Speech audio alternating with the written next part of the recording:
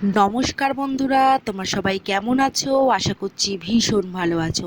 আমিও কিন্তু ভীষণ ভালো আছি। আমি প্রিয়াঙ্কা, আমার পাঁচমিশালিতে তোমাদের অনেক অনেক স্বাগত। জন্মাষ্টমীর আগে অনেকেই কিন্তু তাল খাও না, ইনফ্যাক্ট আমরাও খাই না।